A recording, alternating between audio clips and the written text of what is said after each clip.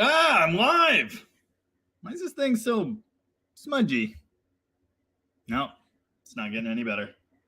Hello and welcome to the Dead Dodge Garage Super Boring Sunday Rusty Pile Streaming Special. I'm your host, as usual. Dead Dodge Jamie, of course. Currently reading comments on the 4-speed video.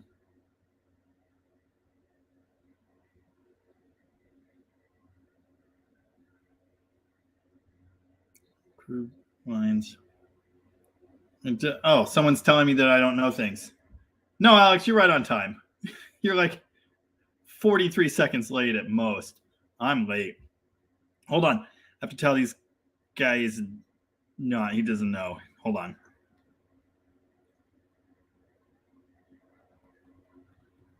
It turns great. Yeah. Did you guys notice I put up a 4-speed rebuild video? Oh, it had 426 views for just a minute there. Now it's 427. It's not doing as well as most of my other stuff. It is doing better than the Corolla and the quarter midget video, though, by quite a bit. How's everybody doing tonight? I just got back from the Mopar Ranch. I scratched my hand on the stupid bushes. I'm sure I smell like fresh cow manure. We took a Subaru and did some Subaruing, and I did a video of rusty Mopars returning to the earth, and you'll see that probably next weekend. It's going to take me a while to edit. That 4-speed video that I put out today, I started out with 2 hours and 7 or 8 minutes or something of footage and cut it down to 1 hour and 3, and it took me forever. The longer videos are killing me. I bought a tripod, and everybody seems to like actually being able to see me do stuff, but like, oh my God. It just creates so much extra footage that I then have to remove. It's crazy. Anyway, smash the like button. Lovejoy is here. Hello, Lovejoy. Hey, Dan. How's it going? My friend Dave bought me a dual quad small block tunnel ram today. I asked him to look for a low rise dual quad intake, but he found an absolutely gorgeous, like brand new looking Edelbrock small block tunnel ram with the dual quad. So I guess we're doing tunnel ram stuff. Hey, Evan. Howdy. Phantom Pinecone says, I heard there was rusty junk. Oh, yeah. There's rusty junk. Don't worry about that. I'm also having a snack because I kind of skipped lunch. Stacy is here. Buongiorno. Like I said, third best. Crackers were a bad choice for a snack. Too dry. Alan is here. Hello, Alan. How you doing?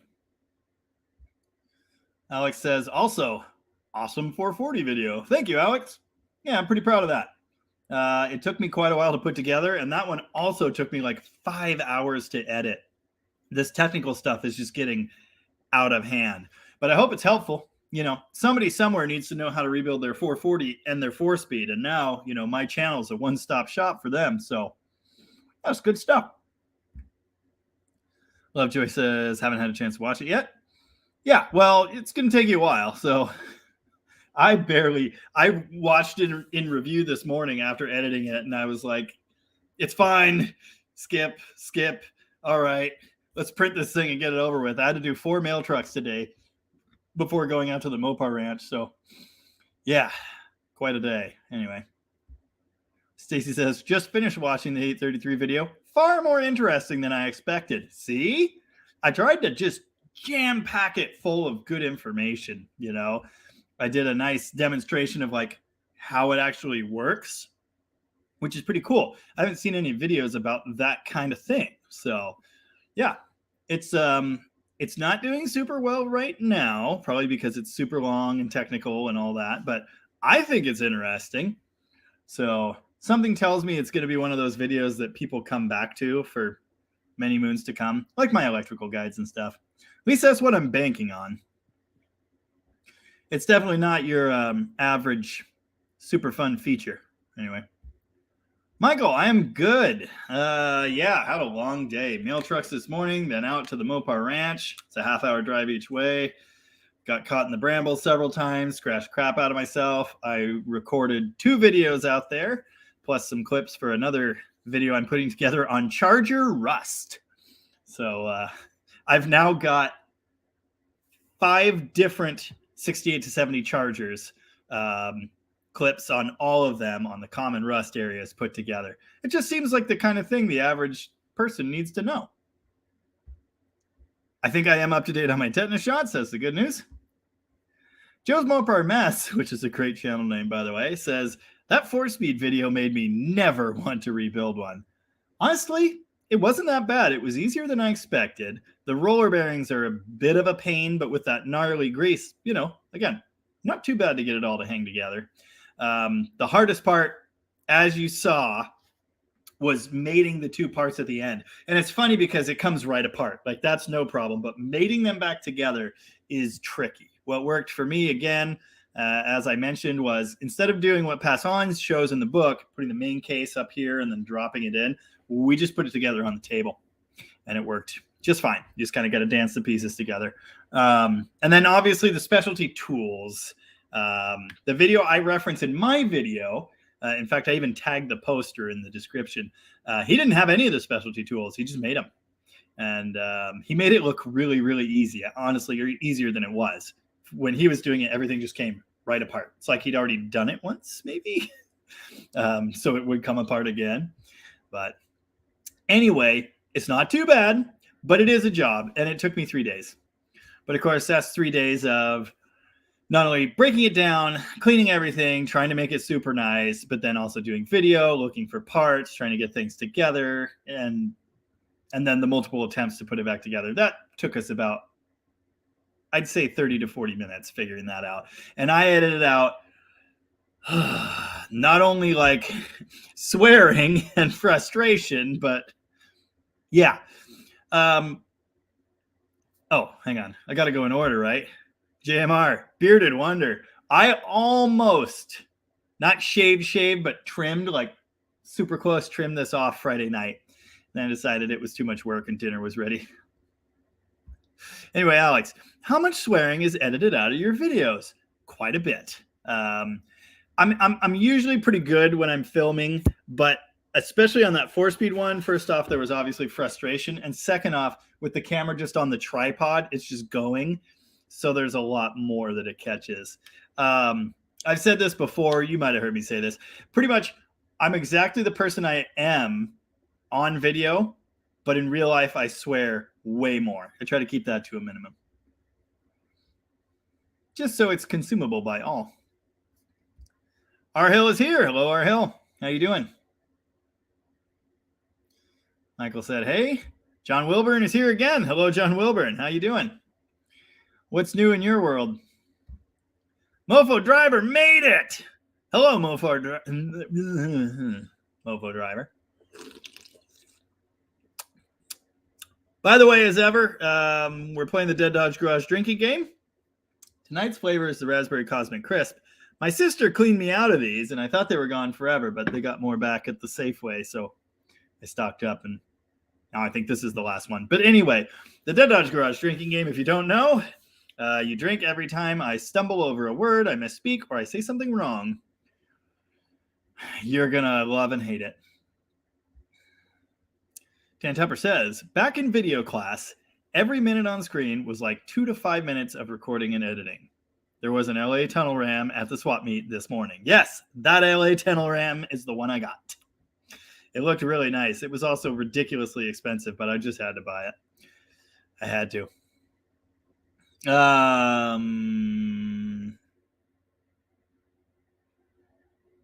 I saw a squirrel.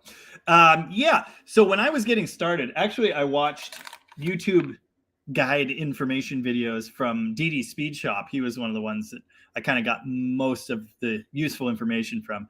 And something he said was, yeah, every minute of screen time is like a lot of prep and ordering parts and planning and then filming and editing and all that kind of stuff. And then responding to comments and babysitting the channel.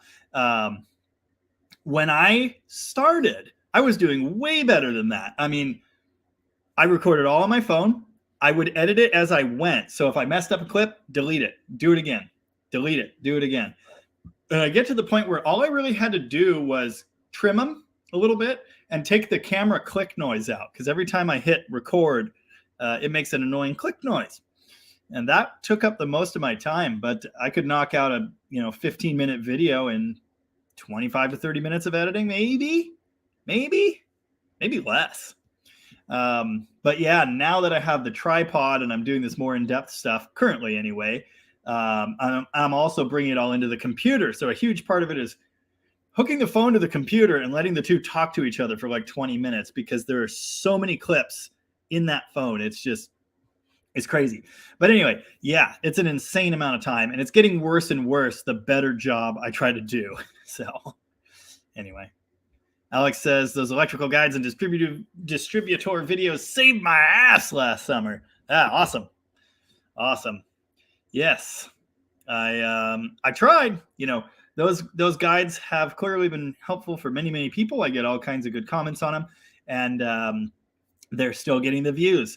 Like I said, that's kind of my hope with these big guides I'm doing now is they're exhaustive. They're super informative. I show every step. I show how to do it. I give you the information, and I'm hoping that they're the sort of thing people will come back to again and again and again. My just regular entertainment, mostly they aren't like that. But the guide videos, the technical stuff, the electrical stuff, that's kind of what people come to me for. And yeah, I mean, I've got videos I put out over a year ago now that are still getting 50 to 100 views a day. So yeah. Dan asks, speaking of Rust, did you get the Volare info? No. Did you send me an email? Do you have the right address? I feel like this has happened before. I don't think I've ever seen an email come through from you. Or are you talking about something else I was supposed to know about? Because I don't remember. Avon says, I don't watch the technical guide type videos, but I've got premium, so I download them and theoretically it counts as a full watch, or it did at one point. Yeah, that doesn't surprise me. I mean, you don't want to watch me swear at a 4-speed for an hour. There is some entertainment in it, but not much. Mostly it's for someone that's trying to put one of these together. Michael Adama says, I like the wagon video. A lot of good parts on that car. Yeah, you know what's funny? I filmed that video in a lunch break, and then I followed it up with another 10 minutes the next day. I was hopeful that I could get it knocked free, and it still could happen. The thing is, once I looked at the dipstick and it was rust this far up it, and the thing was already full of rat turds and tree pieces, I mean, I knew it was a lost cause when I started. If by some miracle, I'll keep going back to it, trying to get that crank to turn, and if it does, I'll post an update video. I would love to make something that horrible, that abandoned run, but I'm not going to hold my breath. But yeah, I'm glad you liked it. It's a little different filming style. Again, I have a tripod now, so I'm trying to work it into my thing. And I put myself on camera, which I've never really been super fond of. This is going to sound funny. Intentionally, I do not want to be like Vice Grip Garage. I do not want to be like these kind of channels. I don't really want myself to be the star. I don't want to do the reality TV type thing. I want to show the cars and I'll talk, it's my personality you're getting, but I did put myself on camera. I didn't totally hate it and I may well do it again. So we'll see. I'm going to keep you on your toes. Alt Praise is here. Hello, Alt Praise. Checking in. Well, we're all good here, I think. So far. I just got back from Rustland. There will be a video on that coming probably next Saturday. I think that's going to be a really good one. Of course, I thought the 4-speed video would be a really, really good one, and we'll see. Not a ton of views so far, but it's not the kind of thing that a normal person looking for Sunday night entertainment really wants to watch. Hard to blame them. Hang on, John. I'll get you a cracker. Starving.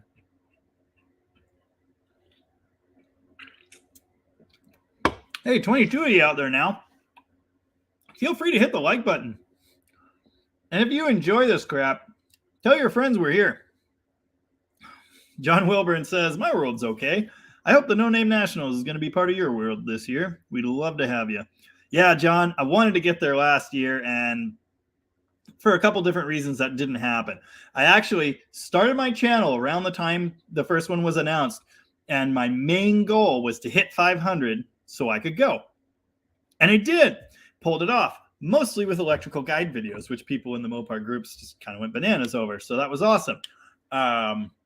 Then I started doing the math. I realized it was about $2,500 in diesel, plus basically, if I went nonstop, it's 45 hours for me. It's something like 42 to 45 hours of driving. And I think realistically, towing a car, it'll be more like a 4 to 5 day drive. And it's also right around the start of the school year, so that adds an extra complication. But my hope is this year I can figure that out. Hopefully ad revenue is going to pay the fuel bill, and I would love to get there. And I can't decide if I'm going to work through the Demon, get it as good as it can be, and then take it there. Or if I want to finish my Barracuda project and take that, because I will have worked through every bit of that car, and I feel like it's more representative of what I can do. But the Demon is kind of what I'm known for. So I don't know. We'll see. I'm also no great drag racer by any means, but I would love to be there. I've seen a lot of the videos from that. A lot of my Mopar friends were there. So yeah, my hope is I'll see you there. Stacy said, I had no idea swearing can get you demonetized. That fucking sucks. If I did YouTube, I'd never get to the point of monetization. It's not 100%. Someone said you're not allowed to swear in the first couple minutes or 5 minutes of a video, something like that. You can to some degree, but that's not really why I'm worried about it. It's more I want to keep it consumable for everyone. I've never forgotten the mom that told off the roadkill guys, or no, the mom whose kid told off the roadkill guys because she was mad because they said a swear word in one of their shows. I've never forgotten that for some reason. And I just have a feeling that some people might be watching with their kids. Kids might be in the room. I don't know. So like I say, I'd rather just keep it consumable by all. You know, there might still be some adults out there that don't like to hear the dirty language too. I don't know. So anyway, that's what that's about. In real life, I swear a lot, like so much. Kind of made it into an art. 25 of you now, feel free to smash the like button. And if you haven't said anything, feel free to drop in. Let us know what you're working on this weekend, what you're drinking this evening, or what's new. I also accept video suggestions and criticisms. So if you want to call me annoying, that's fine. Totally fine with that. R Hill says, I'm good, thanks. Love the Cornet wagon. Too bad about its condition. Vodka tonight, by the way. Cheers to you. Yeah, unfortunately, that thing is really, really rough. I don't actually know what Tom paid for it. I know it was very affordable. It's a pile. And I'm sure he was looking at it as parts. It actually does have disc brakes on it. 8 3/4 axle, big block of course, big block transmission. I mean, there's a lot of good stuff there. As you could see, the roof is kind of rusting off of it. I think we would call that the D pillar on a station wagon. Must be the D pillar. It's bad. And the car is just, it's bad. But there's a lot of good stuff there. You know, and again, I do love me a Coronet station wagon. We've got one right out here, the 66, my wife's car. There is actually a station wagon almost identical to that one that I did the video on locally. It's right off of the highway, ironically enough, that I drive on every single day to get to Rocky Restorations where I work. And I see it all the time. And when I first saw that Coronet wagon in the yard, I just showed up and it was there. I thought it was that car, and it's not. And it's funny because the passenger fender is miscolored, just like that car. That car doesn't have the wood grain stuff. It's just green, but it's multiple greens. So anyway, kind of funny. They're around. I've been told the lady that owns that does not want to sell it. I'm not usually the go knock on doors guy.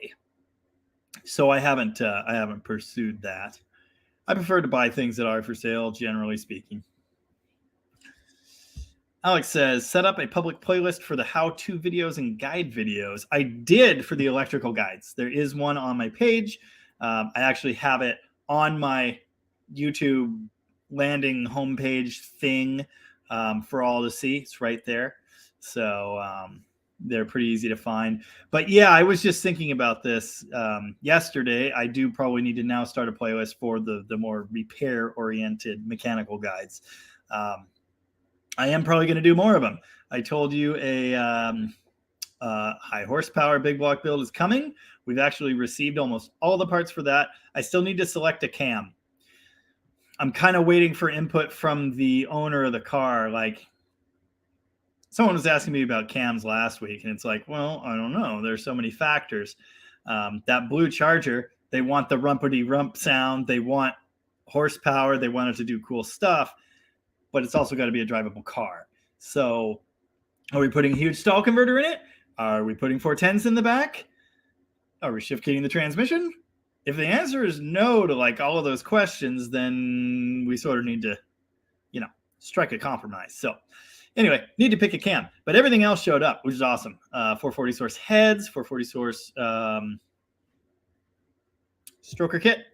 A lot of good stuff. The block is... I think the block is almost done, actually. So that's going to be cool. I'm not going to do as much of an in-depth guide video on that one because I just did one. Like, if you want to know how to put together a Mopar big block, go watch that one. But I am going to show you everything we're putting into it. Excuse me. I'm going to show you what's going into that engine and, maybe a couple of special tips and tricks for putting together something that's got some horsepower. Haven says, Peter Piper picked a peck of pickled peppers. A peck of pickled peppers Peter Piper picked. If Peter Piper picked a peck of pickled peppers, where's the peck of pickled peppers Peter Piper picked? That's a great question. It's a very important question, and I personally would like to have it answered. Stan Nelson says, thanks for putting the work in. Yeah, absolutely. Happy to do it. I had to rebuild the transmission anyway. So I was going to do that one way or another. I just knew it could be a good video because there's so much there. There's so much to know. I learned a ton doing it. I've looked at 833s and gone, what's with all these gears? How do these things work? And I've seen people open them up and go, oh, well, this looks bad. It looks like the synchros are bad. What do you mean? I looked at it and they look fine. They're just teeth. It's just like, it's such a small little detail to hone in on and go, oh, that's worn to crap. Okay. There's so much to know. So for me, taking it apart and just wrapping my head around how it worked was huge. It's funny now because I hop in my Corolla, my commuter, and as I'm shifting, I'm feeling that, synchro grabbed, gear tooth grabbed, synchro grabbed, gear tooth grabbed. And I've been feeling that, for years, obviously, driving manual transmissions. But it's just interesting to go, okay, I know exactly what's happening now.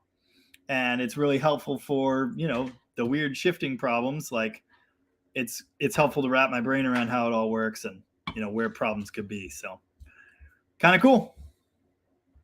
Hello there. What are you doing? Dead Dodge Daughter's here. Did we have fun out at the ranch? You're not sure?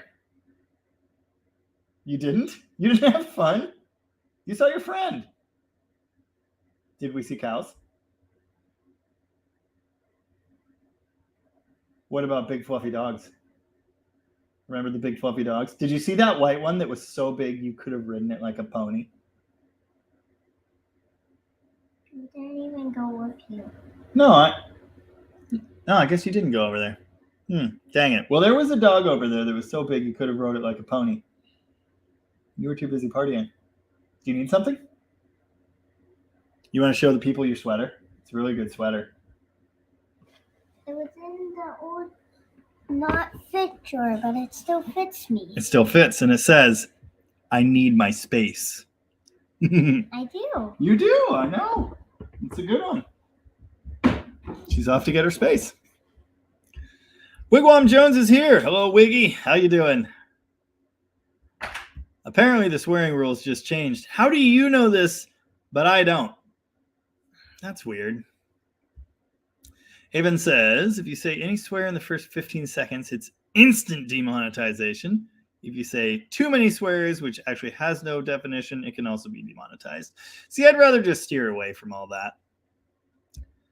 Bigfoots and Mopars is at work, but dropped in to say hello and holler to John Wilburn. The man, the myth, the legend. Alex says hot for teacher camp. That's exactly what I said to Tom, actually, because we were just talking about picking one, and I was like, well, do they want it to play hot for teacher? What are we doing here? Stacy says, well, still a bit of a drive. Check out Street Machine Weekend here in Lethbridge, Alberta. 3 days of car-based shenanigans with some pretty cool Canucks. Ton of YouTube videos on it. Well, when is that?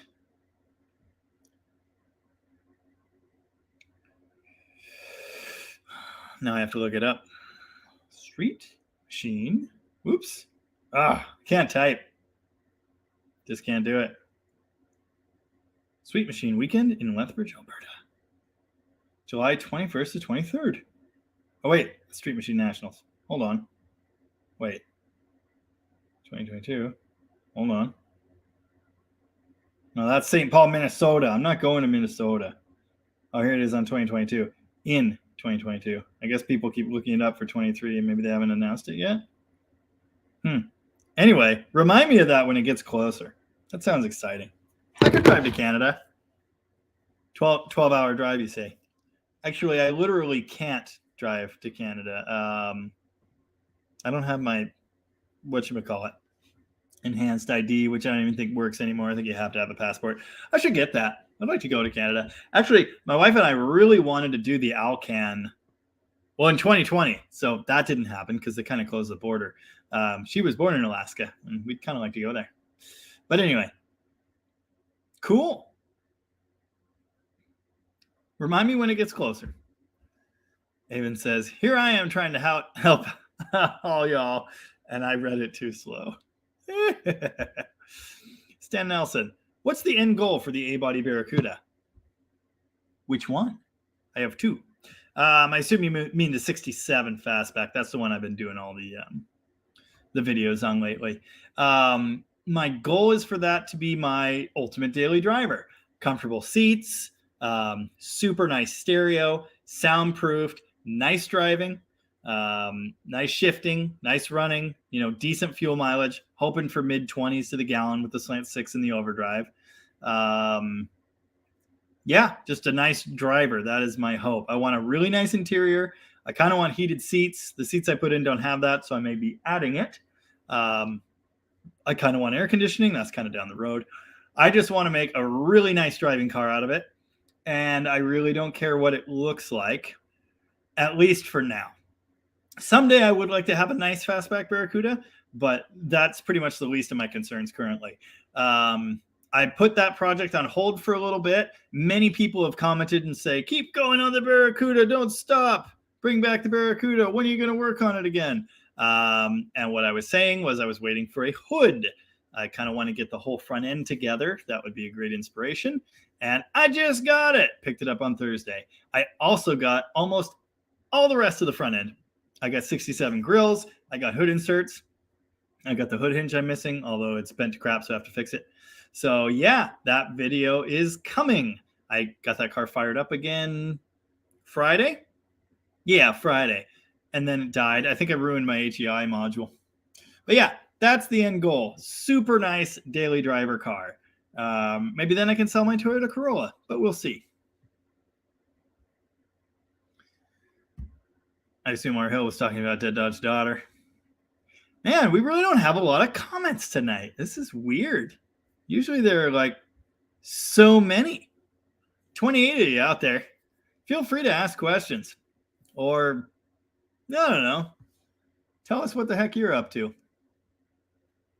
If you watched the 4-speed video, tell me what you think. Several people did, but I'm just curious. If you guys like the super in-depth, long-form technical stuff, well, that's good, because I'm going to do more of it. But, yeah, just curious. Alt Praise says, being an auto repair technician, swearing is par for the course. There's been times when I made up new ones by stringing 3 or 4 old words together. Yeah, my all-time favorite, I think, is shitballs. I love shitballs. I get a lot of mileage out of that one.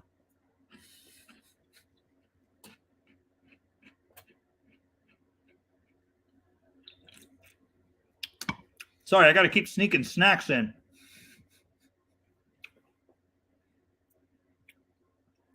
Why did I get crackers? They're just so dry. I see a few more of you dropped in. Feel free to say hello. Let us know what you're up to this weekend and what you're drinking. Stacey Renner says, Street Machine Weekend in Alberta is July 15th weekend. Awesome. Yeah, that's right in the not school time. That would be super cool. I don't think it would be too hard to convince Mrs. Jamie to go on a road trip. So, yeah. T's Good Times Garage is here and says, what's the haps, chaps? Spent most of the day working on my 68 Charger. How about y'all? Well, I didn't work on chargers. I got to do mail trucks this morning. That was fun. But I did go see a charger, actually a couple. Hold on. I got a good picture here somewhere. My family and I, with my brother and his son, we went out to the Mopar Ranch. We had to check in on some things, you know. I'm working on a video. In fact, it was done until we realized, hey, there's more rusty chargers so we could go look at, for example. So I'm up to 5 68 and 9 chargers in one video. Can you even believe that? 5 of them. That's just quite the bang for the buck. You know what I mean? But anyway, yeah, so here's one of the quality units I got on video today. I actually did a whole feature on this car. This is my brother's rusty pile of crap 69 Charger. It's actually a 383 automatic, just like mine. I don't know if I get closer, maybe you can see the holes. There you go. Yeah, Mother Nature's had her way with that one. He's already made a pretty substantial investment in AMD stuff to get that car piece back together. Before he can do that, oh, here, I'll really tease you. Before he can work on that car, his payment for that car's a pile. It's got good bones. That's actually not true either. It's got a bad frame rail. No trunk floor. Anyway, he's fixing this, a real 69 RT. It's blue and it's got slot mags. I mean, come on. That's everything I'm all about. But it's also quite rusty, so he's working on a Roadrunner project. I've kind of shown that on video a couple times. As soon as he's done with the metal on that, he'll be working on that 69 RT. But yeah, anyway, those are just a couple of the fine specimens we went and saw and got video on today. So probably coming next Saturday will be a Junkyard crawl of the Mopar Ranch. And it's pretty cool. I love that place. It had been a long time, actually, since I was really spending time out there. It's been 10 years since I went there the first time. My good friend Connor and his family's place.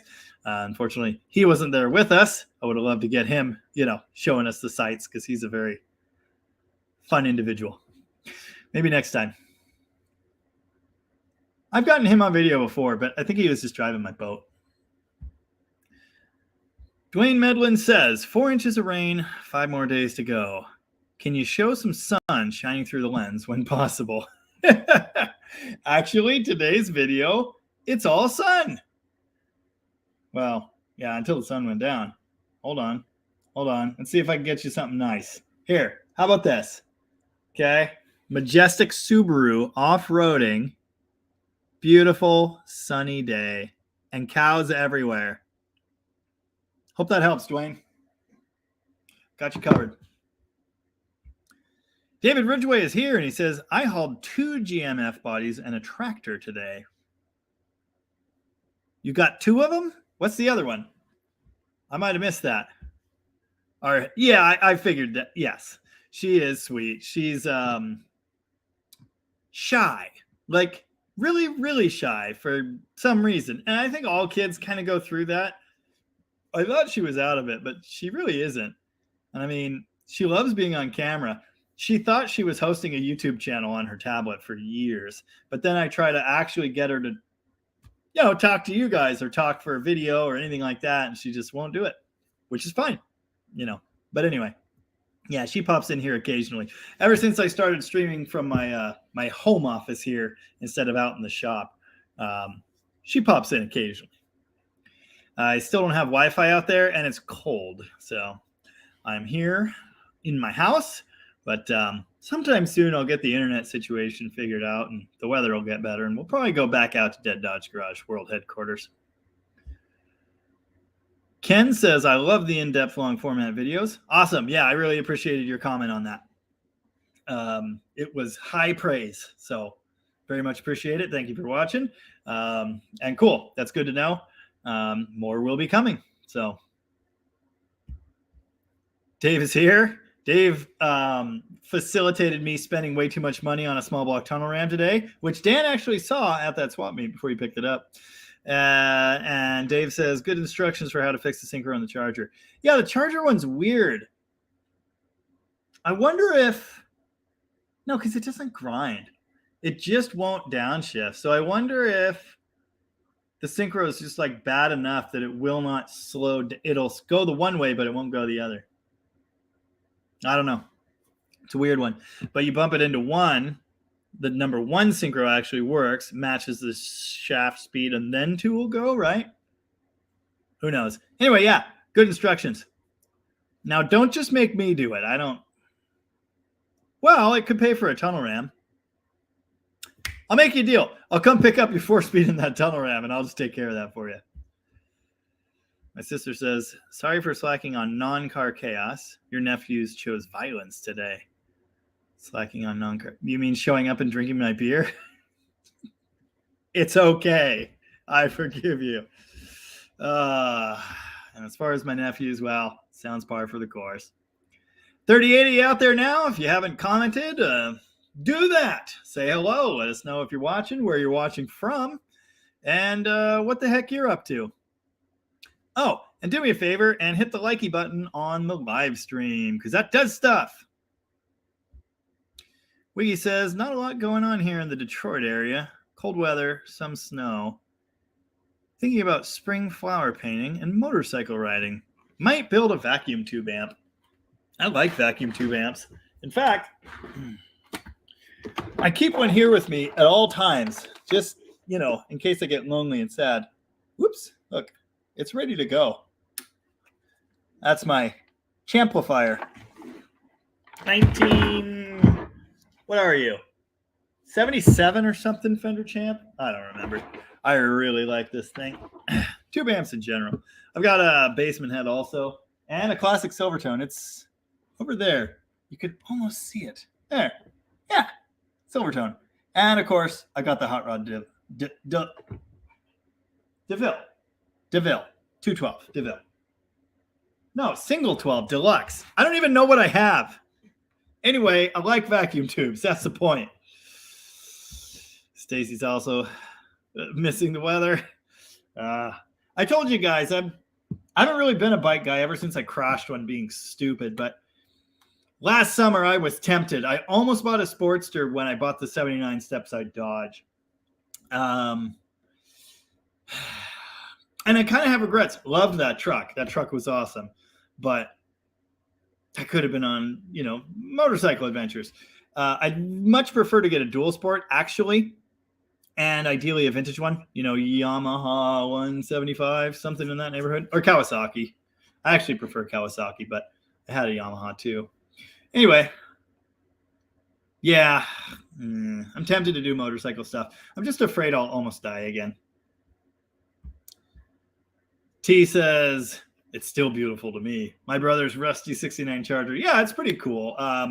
So the funny thing is, he made the deal for that. He went behind my back, did not tell me. The owner of the ranch out there, Tom, not Rocket Tom, other Tom, Beef Tom, Tom Casey.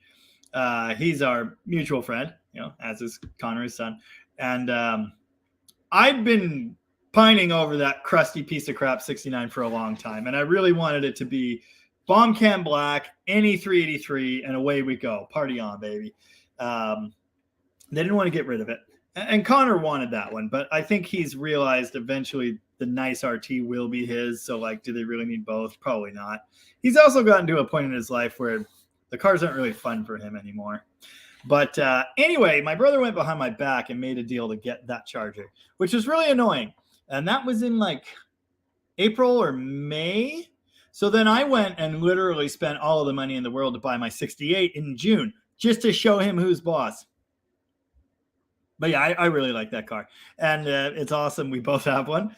And it will be very cool seeing it pieced together. But it's going to take so long.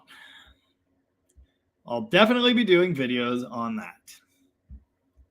Matthew B is here and says, today's episode rebuilding the 833 was fantastic. At the end of it, I felt like I had accomplished something. Good stuff. Awesome, Matthew. Thank you. I'm glad you enjoyed it. If you learned something, that's great. That's exactly what I was hoping for. Like I was saying a minute ago, I had to do it anyway. I just thought it was such a great opportunity, not only for me to learn, but for me to do the video and help everyone else learn as well. Now that I've done that one, I am absolutely going to be going through my Demon 4-speed. I've been planning to do that anyway, but now that I've done it, it's just like, let's go. I got all the tools right here in a pile. I already know from the reading I've done doing this one that my second gear is bad, and that's why my transmission pops out a second. So I've got one of those on order, and yeah, that's the plan. Fix the Demon 4-speed, which is great. I'm going to fix the original one and put it back in, and that leaves me the spare to go in the 66 Barracuda, which is great because I needed to figure out a transmission for that. I kind of used the transmission from that in my other Barracuda. I didn't want the overdrive. And the funny thing is, I bought a whole dart to get the 4-speed to put in the 66. And then I didn't do it. And I sold that dart to Average Joe Builds on YouTube. Anywho, yeah, glad you liked it. G Swift's Garage is here and says, love the videos, watching from Perth, Australia. Awesome. Good to have you here. I won't anger you with my Australian accent. It's no good at all. Ken is here and says, oh, yeah, Ken already commented once. Ken says, let's change the Sunday night chat name to Sunday Night with the Greatest Man Alive. I say that because your videos have helped me a ton with my 70B. That's way too much praise, Ken. Just ask my sister. My ego is so big already, it's causing tsunamis in Japan. So we really kind of need to reel it in a little bit. This isn't right. I'm afraid the champ's going to fall over now. But thank you very much, Ken. Super happy to help. And I hope I can continue to do that. Matthew B asks, what's your usual music to work to? I don't. When we were in the other shop, it was just us yelling at each other all the time. Okay, I have to amend that statement. For the last many years, I haven't. Because when I was in the other shop, the phone was always ringing, people were in and out, and my brother and I were yelling at each other. So we had to be able to hear, so I didn't really listen to music. Before that, I worked at the O'Reilly, and every day I came into that store, I would change the radio back from the pop station or the country music to the moldy rock and roll. KGHO is the station here. The classic rock, upper 50s to 70s, early 80s. So that's usually it. Now, that's not really the kind of music I listen to per se. I mean, I love classic rock. I don't really like the late 70s, early 80s, disco-y, that sort of stuff. But it just seems right to listen to when you're working, right? I mean, that or hair metal, The kind of music I actually like to listen to lately has been a lot of like Americana, and I want to say outlaw country, but also some weird indie stuff, some weird 90s rock. There's a lot of different stuff. David Ridgway, who lives here in my neck of the woods, out in the sticks a little bit. Oh, okay, interesting. I knew he was picking up a Camaro. He says 89 Firebird and an 84 Camaro. Turns out third gens happen in pairs.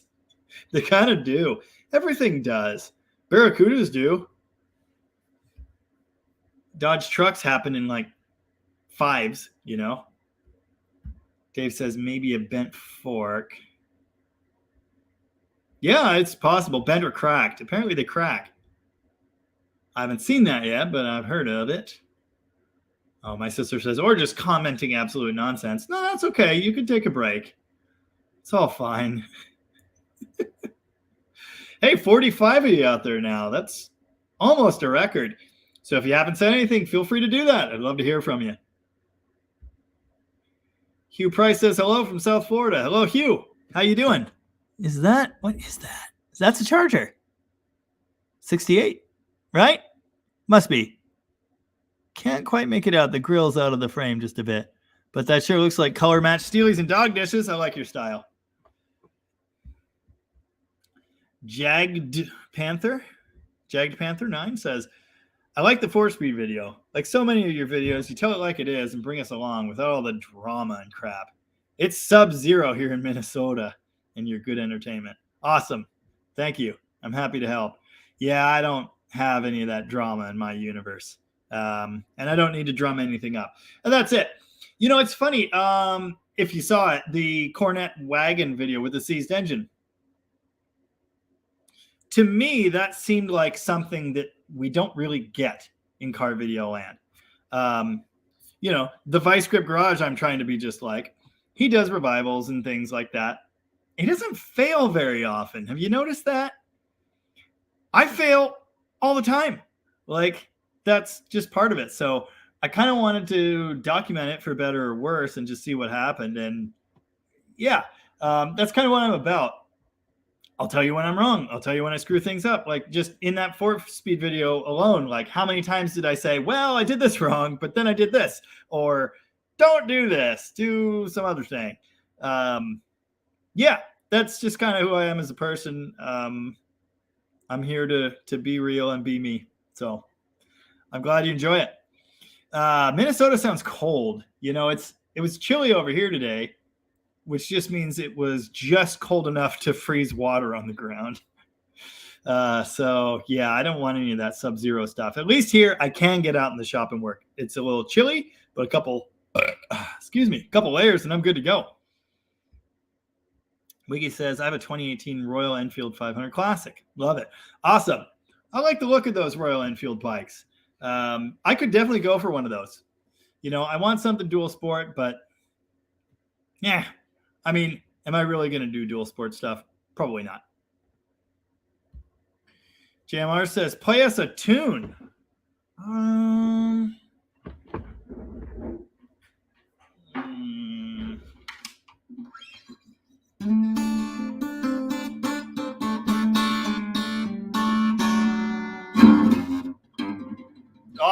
Goofed up already.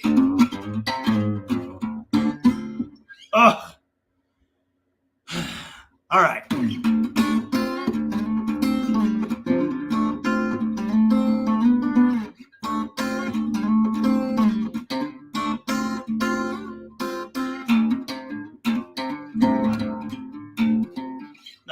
Anyway, that's all I got. Brain's tired. Fingers are all sliced up. Yeah. So what I got? A little bit of the Howlin' Wolf.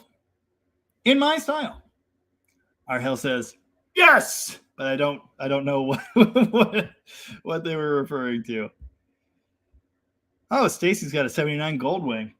Reliable old bugger. That's cool. I like Japanese bikes. I had 5 Kawasaki's between 79 and 83. I had 2 KZ550s, 1 650, and then I had 1 CSR 750 twin. And I really kind of wanted at the time the 1000, you know, the cop bike. Just as well I didn't get that because I didn't belong on it. The bike I crashed was a really nice, I think I mentioned this last week or at some point I mentioned this, metallic sunrise orange 1972 Honda CB 750, the original ton-up bike, 100 mile an hour super bike. And I loved it. I loved the style of the CB. It was sweet. I briefly had, sorry, it wasn't a Yamaha, or did I also have a Yamaha? I had a Kawasaki. I think I had one of each, 125. I can't remember. I've had 2 Enduros. I never really got to use them. But anyway, or dual sports or whatever you want to call them. But yeah, I'm big on the Japanese bikes. Like I said, I almost got a Sporty. Almost. And it was one of those crime of opportunity ones. Things. Crime of opportunity things. My friend Darren that manages the local crap rate auto parts. Oh, I'm not wearing their hat today. What a bummer. He had it, and it was really cheap. But anywho, yeah, Honda bikes are cool. My sister says, don't inflate my ego anymore. The world can't take it. Joe's Mopar Mess says, I bought a black bomb can 67 Charger as a parts car for my 66. Kind of fell in love with the mean look of the 67. I'm thinking of building a ratty one too. You know what's so funny about that? My 66 that David Rademacher in the comments bought, I had for 9 years, and it's in that pale yellow color, and it's not very good. It was like a Mako repaint. It was kind of like pea colored, if I'm honest, like not peas the vegetal, but like pea is in what comes out of your dog. And I just, up to that point, I was always the flat black guy. My 70 Swinger, like everything I got my hands on got flat black. And I wanted to do it. And I'd seen pictures of them, and they looked mean. They looked cool. But I just couldn't do it to that car because the paint was bad, but it was paint. And I kind of thought, well, I could spend 20 minutes buffing it and it would look way better. Like, I don't want to ruin it. I kind of wanted to restore the car, and I wanted to paint it a dark red. So I just didn't, but I kind of have regrets. I even got a second one once, and I should have done it to that one. Like, yeah, cool. I don't think there is such a thing as a Charger parts car anymore. 66 and 7, maybe it's a different story, but I think they're cool. I don't think I'd be taking them apart. But that's just me. You know, maybe you take all the good stuff off that, fix up your 66, and then you got a rack left over. That would be a party. My sister says, who do you think I am? I know exactly who you are. Ken, that is a tough call for me. I was never really a Blackmore guy. Hendrix, I was a huge Hendrix fan, but I was also a huge Zeppelin fan. So, yeah, that's tough.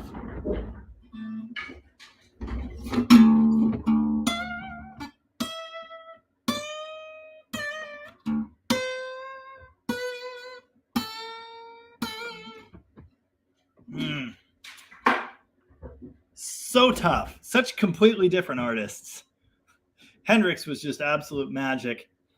The Page was an actual magician. So, yeah, I don't know. I don't know.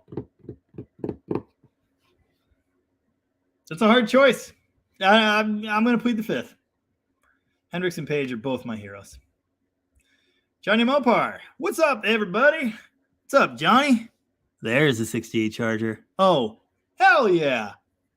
Man, that wagon is badass. Bummer it's seized and rusty. Yeah, I know. It's tough. Tom definitely bought it as a parts type car. If I could have gotten it to run, you know, that would have been really exciting. He said, go ahead, give it a try. But I think he already knew it wasn't going to happen. Seth Stewart, 64 Dodge D100, dug out of the boggy marsh in Snohomish County. Pulled the slant 6 and rebuilt a Poly 318. Awesome. Super cool. I love the Polys. I have one here, good core. It's in that, I don't know if you've seen it in any of the videos. I started to do a ramp truck build, and then it quickly turned into, I need to do like 18 other things before I can do a ramp truck build. But that half of the D400 that I bought has a 318 Poly and a 4-speed in it. And I'm definitely going to save that core engine.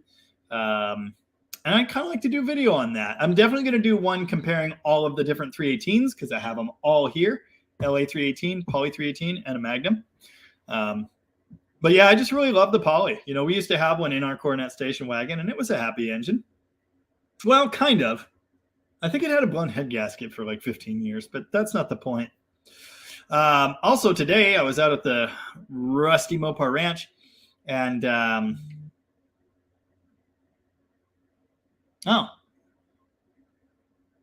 Average Joe just messaged me and said, "You're my resident Mopar guru." Great. Something tells me a question's coming on.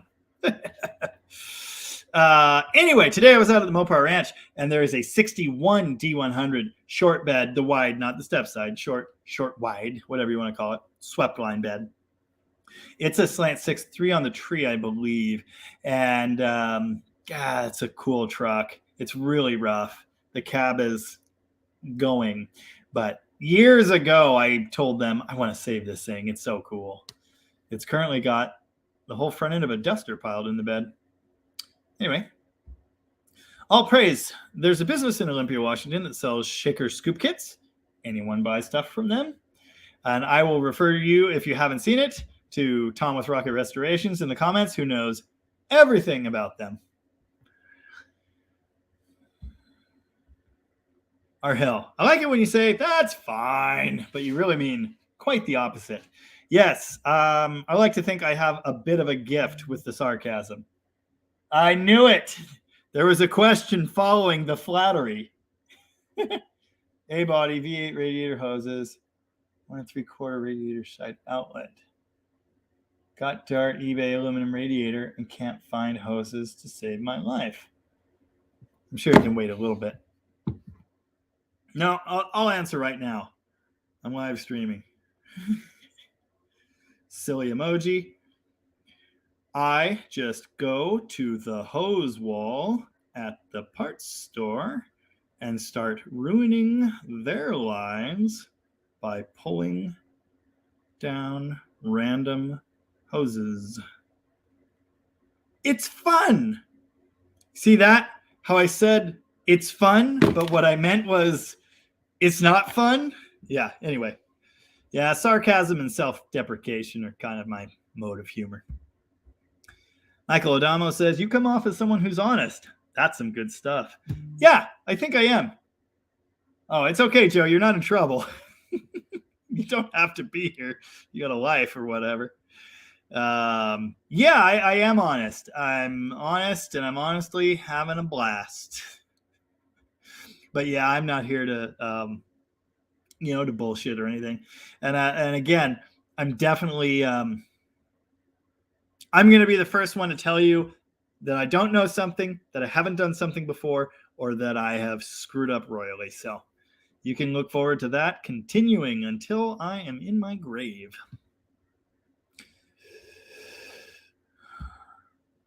Honcho's House asks, ever listen to Seattle natives Zeke? At least I think that it's pronounced Zeke. Super killer hardcore speed punk about hot rods and other assorted heathenistic activities. No, I have not, but a friend of mine is in a tribute band called Kicked in the Zeke. I haven't listened to them either. And again, I'm just assuming it's Zeke. It has to be. I guess it could be Zeki or Zeke. My sister says, the endless flat black obsession. What a time. Yeah, my first Corolla got that treatment.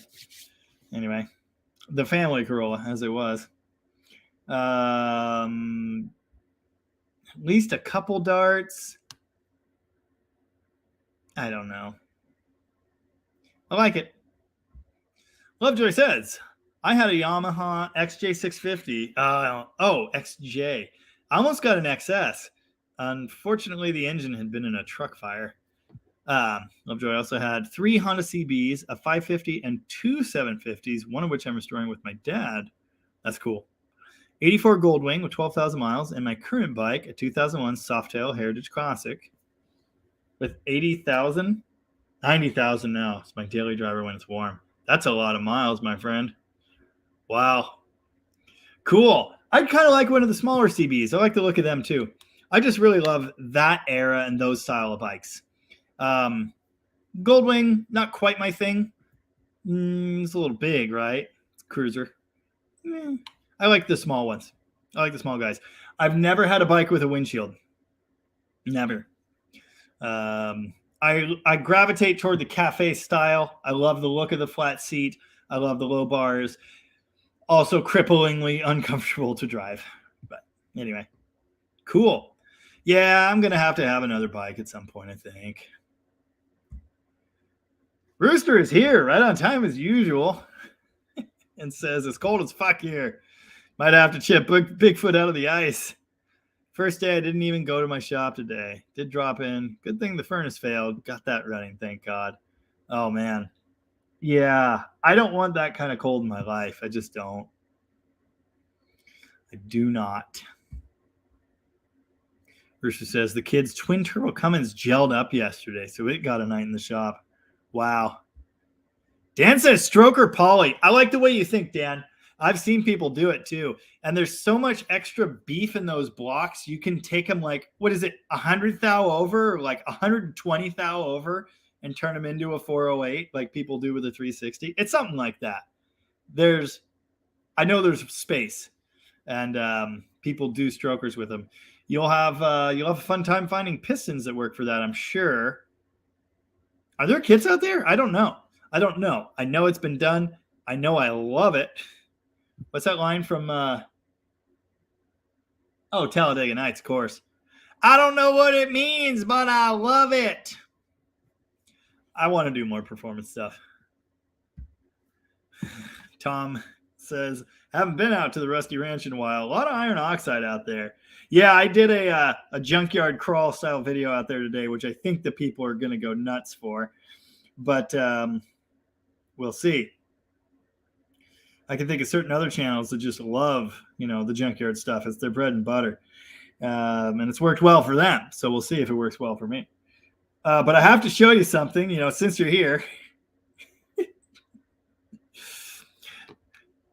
Does that look familiar? But wait, I meant to send this to you, but I didn't. So I'll just show you now. How about this one? Does this one look familiar? Yeah. The greenery is getting pretty intense out there. Someone needs to dig those poor bee bodies out. My wife kind of uncovered the grill on the green sedan for a glory shot of that. And that car looks really good. 69 Belvedere sedan. Steelies. Dog dishes. Come on. Ugh, really good. JMR says, I watched DBG, Drag Boss Garage, on the Motown Missile 4-parter about Herb McCandless.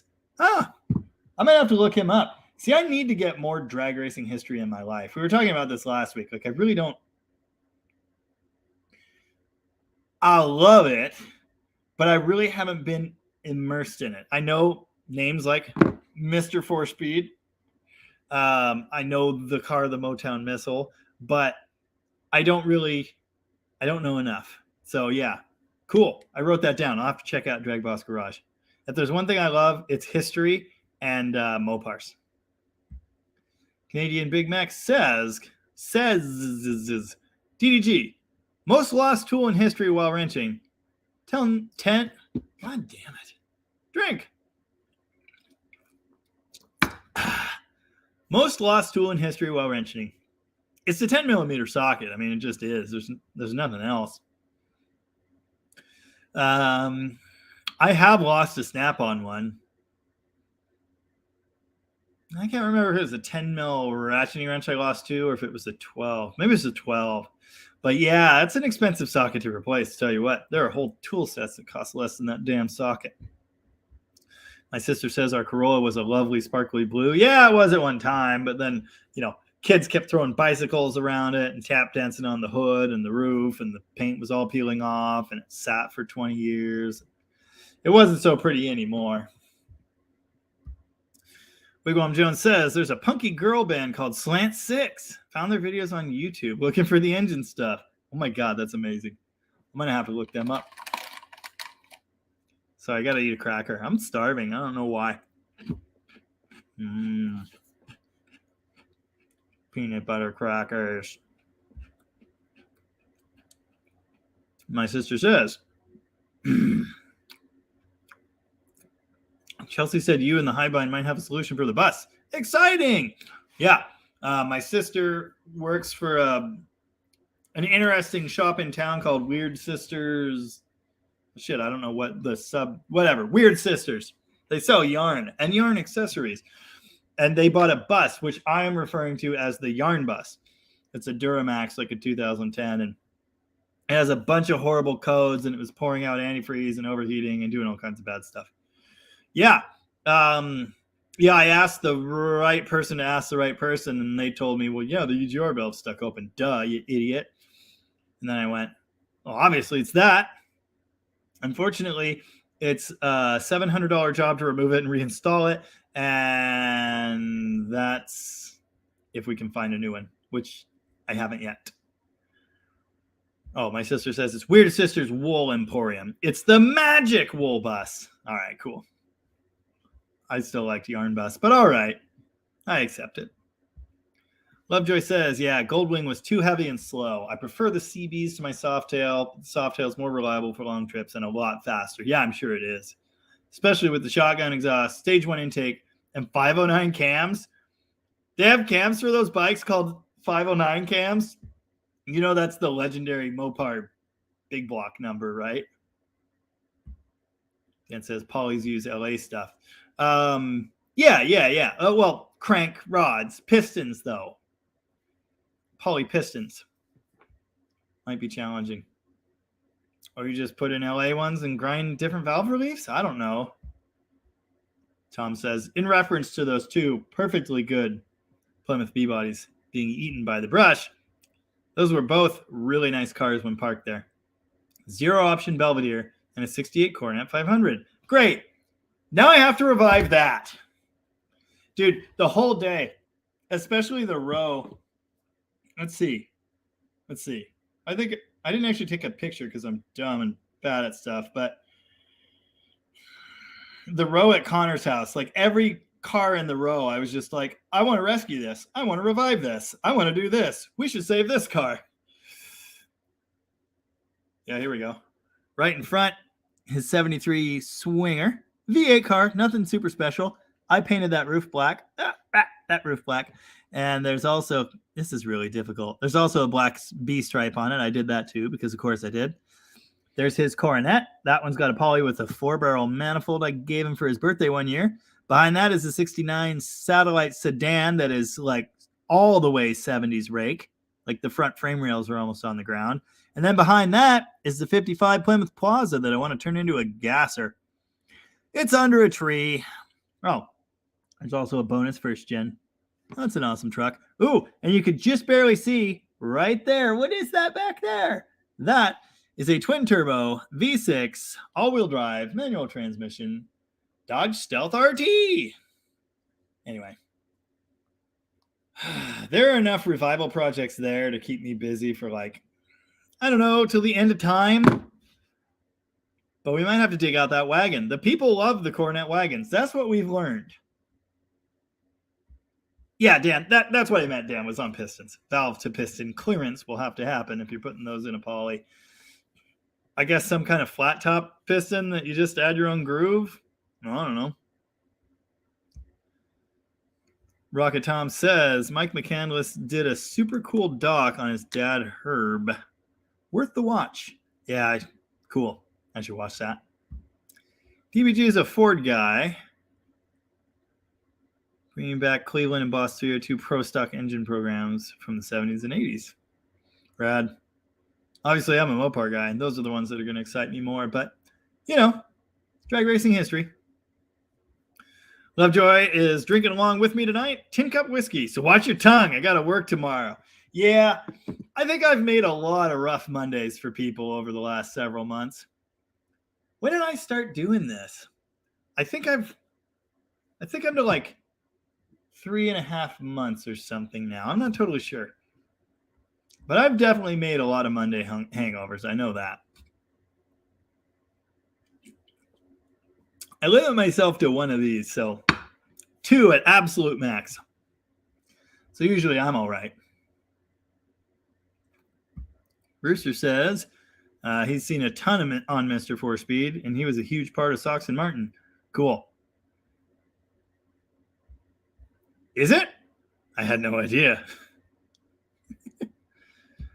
Smoke Wrench Garage is here. Hello, Smoke Wrench Garage. What's up? I think you dropped in once before, and I asked how the smoke got out of the wrench, but then I remembered that time my brother set down like a 15, no, it must have been metric, 22 millimeter or something wrench across the battery post on a Ram pickup truck. That gets the smoke out of them quite well. Matthew B. looked up Slant 6, the band, on YouTube, and they're kind of a cross between punk and skater thrash. Interesting. Now I'm curious. We can all learn together. Slant 6, the band. Here they are. Well, apparently they're Mopar or no car. So that's pretty rad. Ooh, is that a 64 Plymouth or a Dodge? I can't quite tell. Slant 6 music. Slant 6. What kind of monster are you? Wait, are there different Slant 6s? There might be two. Because this one appears to be a very serious looking gentleman. Yeah, maybe it's the same band. We can't tell. Wow, that's a whole show.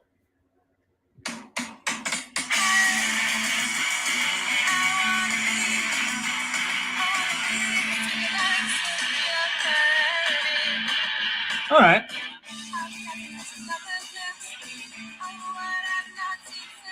I dig it. All right. More on that later.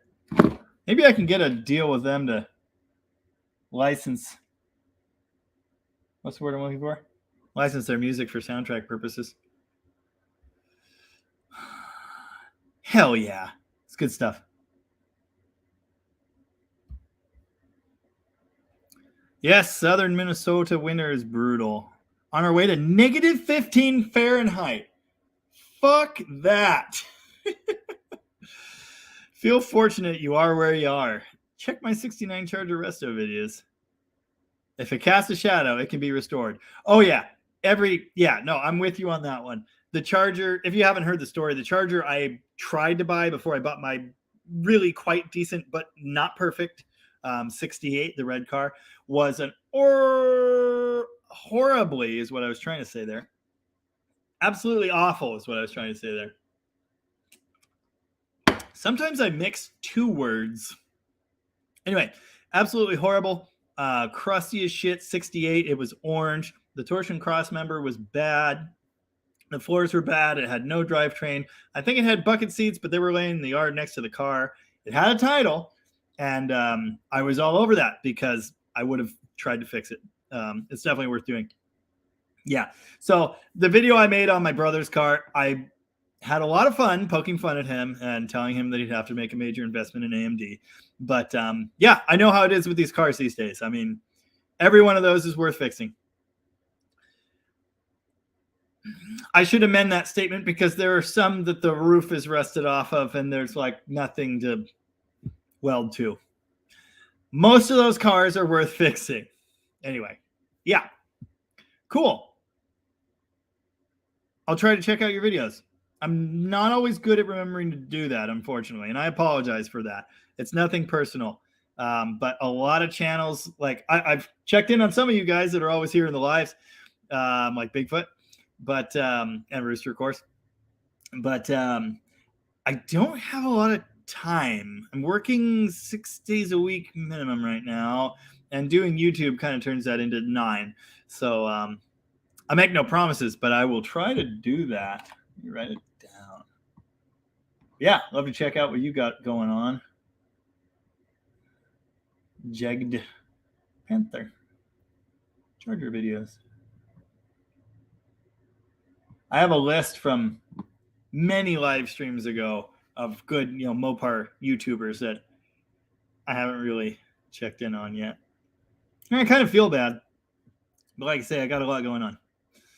It's a problem. My very good friend Fitz is here. Fitz, of course, put together deaddodgegarage.com. If you haven't seen it, it's amazing. And he designed my logo, which is awesome. Super excited. And I can reveal to you now that not only is it in the works, we have merch almost ready to sell to you for your hard-earned dollars. Give them to us. We'll send you merch. We've got a web store built. And by we, of course, I mean not me. I did nothing. I guess I gave someone money or something. Anyway, that's fine. I paid for the web store and I bought deaddodgegarage.com. That's the sum total of my involvement in this. Oh, and I said, let's use a power wagon. Anyway, yeah. So Fitz has been working his butt off getting this stuff together. And I placed the very first order for Dead Dodge Garage merch. And I'm waiting for it to get to my door. It should be here tomorrow. And if it is up to my exacting standards, we're going to go live, baby. And you guys can buy some stuff. We got a couple more products I think we're going to add. Whew. Right now we've got trucker hats, stickers, and t-shirts. And they look awesome. So I can't wait to get them in my actual hands. I just have to make sure the quality is something I'm okay selling you. Of course, this is one of those services that print them for you and drop ship them to your customers. So we want to be sure we're selling good stuff. But I will say the stuff's printed in America. You know, I'm sure the shirts are not made in America. But yeah, everything that I've ordered printed in California. So pretty cool. We will see that tomorrow. And again, as long as the quality is up to my exacting standards, we'll be going live with the web store, and you guys can buy stuff that says Dead Dodge Garage on it. So my thanks again to my very good friend Fitz. Remind me, we don't pay you enough. JMR says, oh, also DBG does interviews with old school pro stock drag racers that are still around. Awesome. Yeah, definitely going to have to check him out. Smoke Wrench Garage says, that'll do it. Alan says the best thing for a hangover is drinking heavily the night before. Yeah. Shopcat Industries is here. It says, good evening, folks. I hit 800 subs today. Whoop, whoop. Congratulations to you, Shopcat. That is, in fact, a Shopcat. I dig it. Well done. You could go to No Name Nationals. Keep on keeping on. I just rolled over 6,200, which I'm feeling really good about. Now, it has slowed down a lot. I had that one Meekum video that just went absolutely crazy. My most popular video of all time by a factor of almost 3. It just fueled crazy growth for the channel for a bit there. And then, it tapered off, as they all do. And then I had 2 other videos that were doing super well. So my channel has exploded. But then those 2 videos kind of stopped doing what they were doing. So things have slowed down a bit. I'm hovering right above 6,200 right now. I'm gunning for 10,000. I'm super, super stoked. It's going to happen.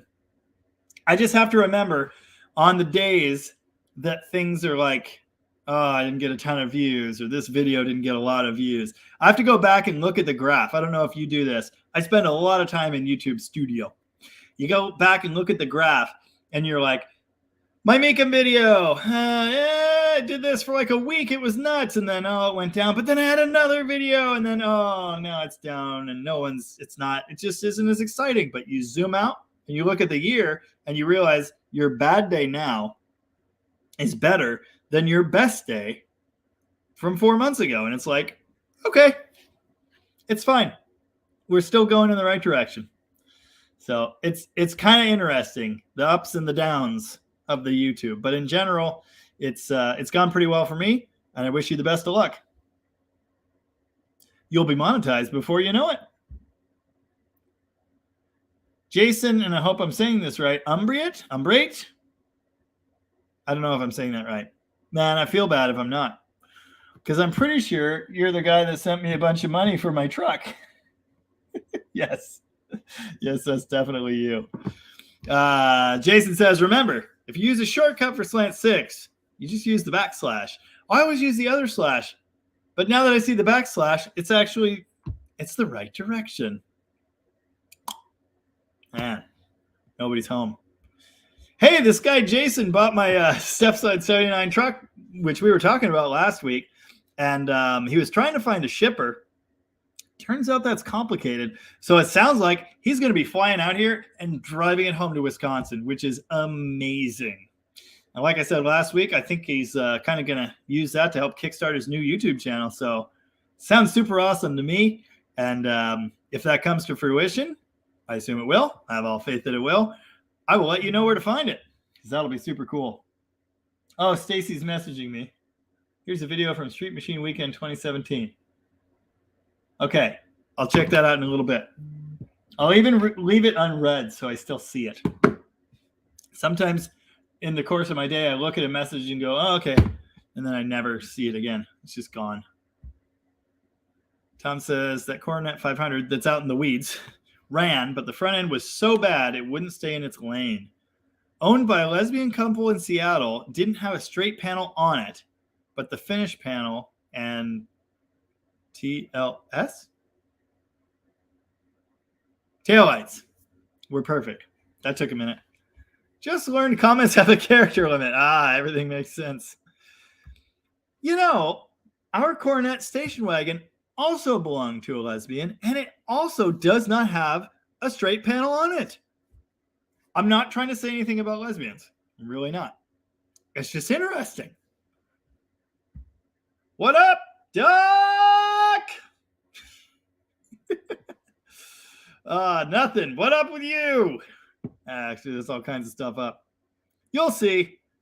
Like I say, I think, I said earlier to the folks that were here on time, it's all good. Dave, I just noticed your duck has angry teeth. It's been months. I only just saw that. Anyway, as I was saying to the other folks, I wandered around the Mopar graveyard out at the ranch today, and I filmed a video, and I think it's going to be really good. It's got cows. It's got kids. It's got Mopars resting into the earth. It's got chargers. It's got everything a guy could want in a video. I mean, seriously, it's pretty awesome. And that'll be out next week. Mopar Pollock is here and says 9 degrees in Oklahoma. No, dude, don't want it. Shopcat's also in Alberta and says about 0 degrees Fahrenheit here. T-shirt weather.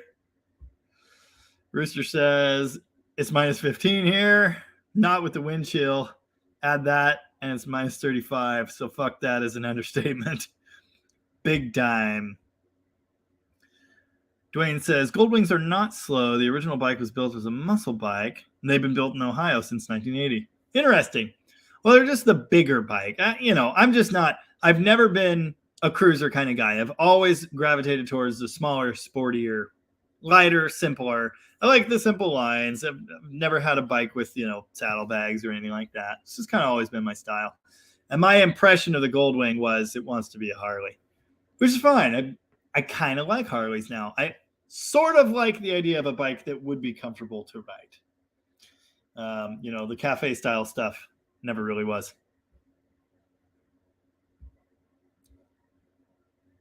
Oh, yeah. All praise just wanted general info of the products. Yes, that company belonged to the gentleman who once owned the property that Rocket Restorations is at. Very interesting. And they make cool stuff. And he was a cool guy. There's a lot of back and forth in the comments about various parts of Canada. Oh, Shopcat fixes buses for the city of Edmonton. That's very interesting. I don't fix buses, but I fix mail trucks for Aberdeen, Hoquiam, and basically the whole western chunk of Grays Harbor County. So that's kind of cool. JMR asks, will you ever be having your subscribers of interest join you in your live chats? Yeah, I'd love to do that. I've thought about it a little bit. And the cool thing is, being on the StreamYard platform here, I can do that.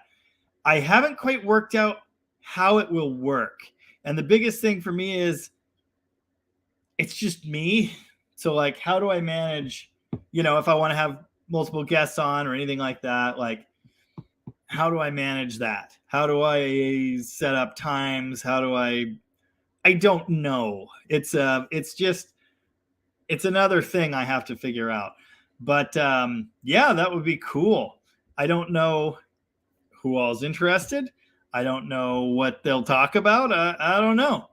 But yeah, I guess it would probably be important to me to talk to them first and make sure we have good chemistry.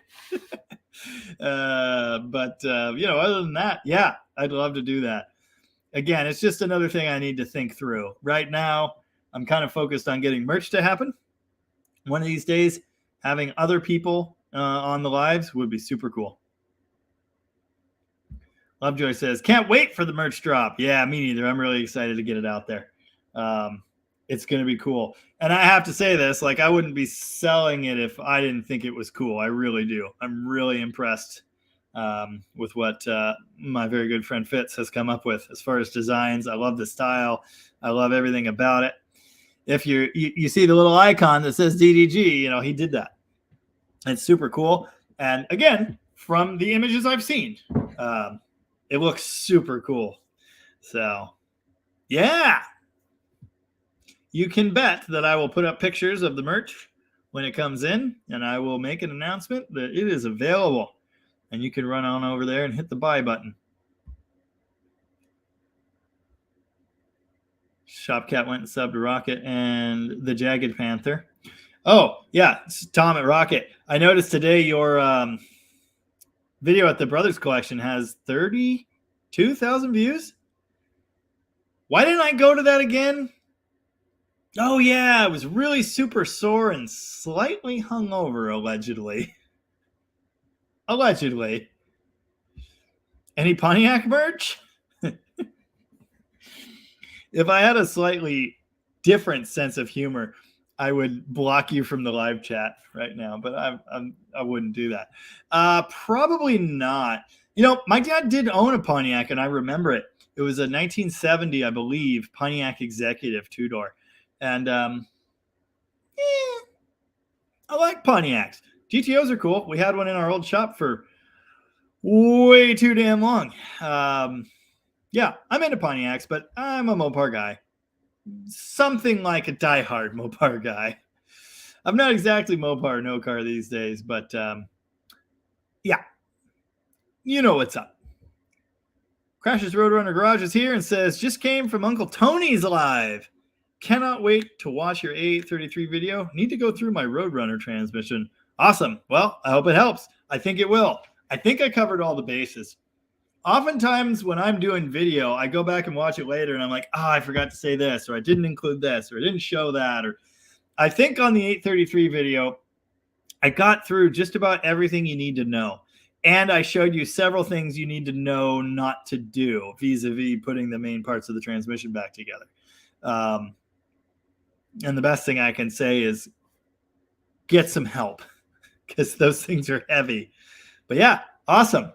It's an hour packed full of useful information, diagnostic tips. I show you how the damn thing works. Not only just like, do this, do this, do this, do that, and you'll have a transmission that works. I show you like, hey, this is bad. This is what bad looks like. This is where you need to look for it. And this is what it does. And this is why it's bad. That kind of thing. It's super in-depth. I probably talk way too much. And it's way too long for reasonable, relaxing afternoon watching. But again, I do hope it helps you. I'm glad you're here. What are Uncle Tony's lives like these days? I haven't been to one in a long time. I tried asking him questions a couple times, and even back then, this was some time ago, there were just so many people in his lives that, hard to get through. And I'm a little afraid that'll happen here one of these days. Speaking of which, I'm currently 12 minutes behind in the comments, and I do read every single one of them. So I'll get there.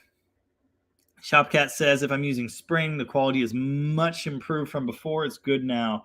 No, we're using Shopify as the platform, and we use one of their design print places. I think it's sillily named Printly. But anyway, we'll see how that goes. I'm hoping it's good. The designs are excellent. I truly think we've talked about a bunch of other ideas. I have tons of them. We were talking about and taking notes on ideas in the live, 2 weekends ago. I have a lot of great ideas for shirts and things. And there could come a day where we're more of a shirt company than a YouTube channel. So we'll see how that goes. And I say we're, meaning myself and Fitz. There's no one else in this operation. He's handling my entire web presence right now, which is really, really exciting. I really needed the help. If it were just up to me to get all this off the ground, it'd be another 6 years and the web store would be on fire.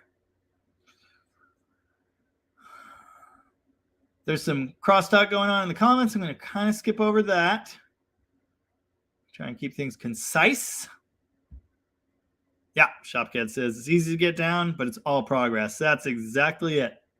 I've had some really, really good days. And I've had some not so good days, but that's okay. Every day's a good day when you're literally getting paid to make videos. JMR says, I like your words of wisdom at the ends of your videos. Thank you. I don't remember what video I first did that on or where that idea came to me, but it started out as all like quotes from movies and things like you don't weigh in, you don't wrestle. And that's from Super Troopers and just silly shit. And it's supposed to be the kind of like, it sounds inspirational and it sounds like the kind of thing you'd see like under a picture of a tiger on a poster, but it's actually completely meaningless. You know, it's supposed to be that kind of thing. It's changed a little bit over time, but I got a lot of them from recently. I saw that one of those stupid reposts on Facebook and it's like redneck wisdom, like that kind of thing. An angry bee is much faster than a John Deere tractor. It's good stuff. Anyway, I'm glad you like that. I've gotten a few comments on it, but mostly seems to go unnoticed. I don't do it in every video either, partially because I'm running out of ideas. My sister says, in response to the station wagons with all the the damaged panels, well, lesbians aren't straight, so I don't know. Makes sense to me. Yeah. All right. There's a lot more crosstalk going on. Hey, Carrie Kinzer is here. What is up, Carrie? How's it going? Good to see you here. Carrie Kinzer, our resident Mopar Magnum wiring expert, who's actually putting together wiring kits for Magnum swap people who want to keep the EFI. I actually name dropped the channel. I believe last week someone was asking about wiring one up in something. In fact, I name dropped you in particular, Carrie, and said, go talk to Carrie. He's got a wiring setup to sell you. So anyway, super cool stuff. If you've seen the ones I wired, you know I didn't do that great a job, and I can only aspire to do quality work like you do. So very cool. Good to have you here. Shopcat says, mail trucks, that's all right. Might be less annoying than buses. I bet people don't poop on mail trucks. Not yet. Although, ironically, maybe I was working on a bus the other night, a Duramax powered Chevy Express 4500, whatever it was, and the phantom pooper struck right next to it. And it was a close one. Let's just say that. It was a close one. Rooster said, who's Jagged Panther? I don't know. Yes. New. Did not recognize the name. But apparently there are some Charger videos going on that channel. So Stacy says, joining Jamie tonight on the live stream. Some chubby guy from Canada that owns a shitty Mustang too. I'd love to have you on, Stacy. We're even like actual Facebook friends. In fact, you were just able to message me and I saw it. So, I feel like we're to a certain level by now where I can say, yeah, we'd probably get along fine. That would be fun. Lovejoy would also be interested in joining live. Don't know what I'd talk about though. Brats? I mean, Fords, probably. Rooster, I will own merch when you call me. And I also may need some stuff from Tom, too. Rooster, I ain't going to lie to you. I was on my way out to the Mopar Ranch today, and I was thinking to myself, fuck. I haven't called Rooster or sent him my number. He's going to be upset with me. Oh, more crosstalk. There's a lot going on here with different channels and stuff, and that's awesome. I can't really keep up with all of it. There's a lot going on. Tom says you were invited. Yeah, I know. It was the was it the morning after the shop closing show? I got like 3.5 hours of sleep, and I tried to wake up, and it was just like, no, this isn't happening. Plus, my leg was super sore or something dumb like that. You would have had to wheel me around there, but yeah, I wish I'd gone. Maybe we'll get invited back someday. I don't know.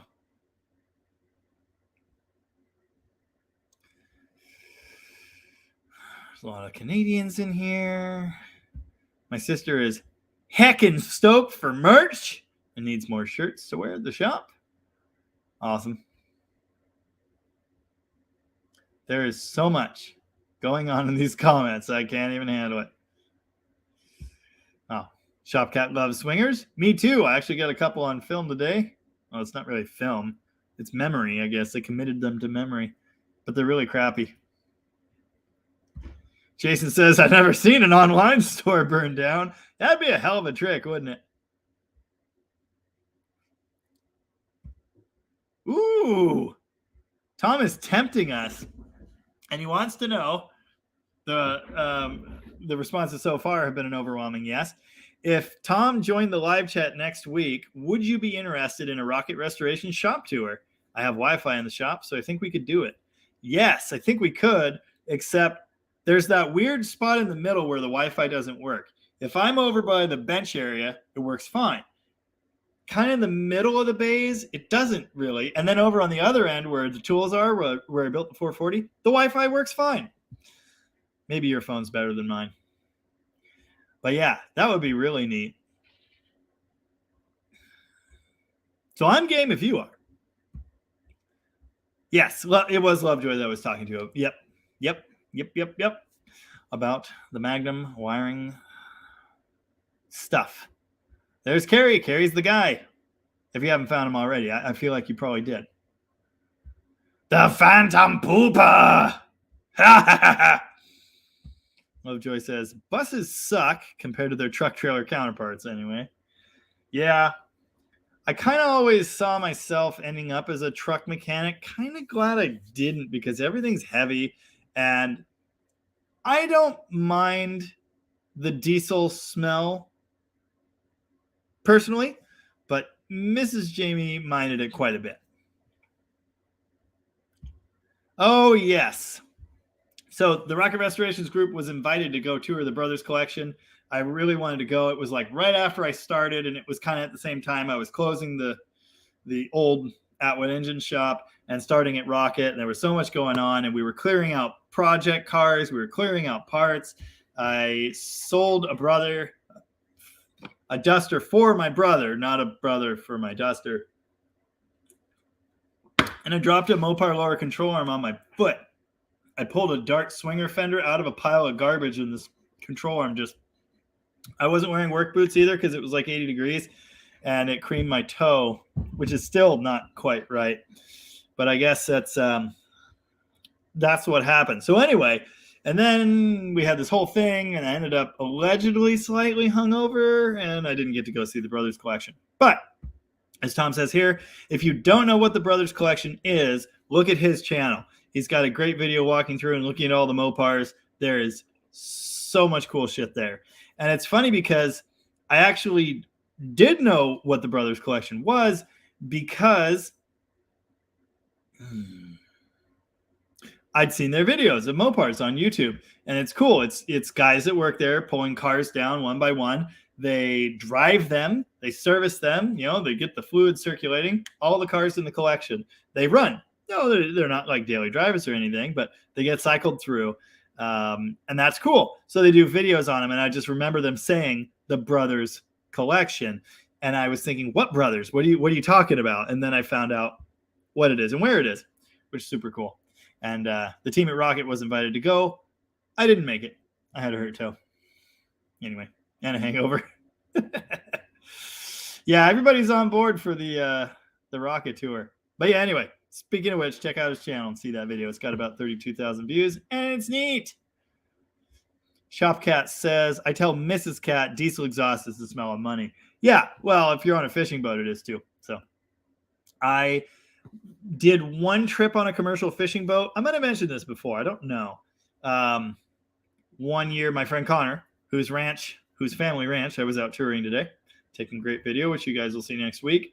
I went out with him once on the fishing boat that he was on for many years, until very recently, actually. And I slept in the galley right next to the door to the engine room, except there was no door. It was just an open hole because this boat had been on fire due to a cooking incident a few months prior. And it was noisy as hell, and it reeked of diesel, and I slept like a baby. So yeah, I don't mind it. Some people find it sickening. It doesn't bug me that much. Shopcat also says working on bus engines is no fun. Yeah, I'm sure it is. I love big diesels in theory, but in practice, just the cylinder head on a Cummins truck and pickup engine 5.9 is heavy enough. Speaking of which, I have to do one of those soon. Can't wait. Yay. Mike, just Mike, is here to say Herb McCandless is Mr. 4-Speed. Yep. Yeah. I've referenced him before because in my Demon video where I took it back to Bremerton Raceway, where it had been like 40 years earlier or more,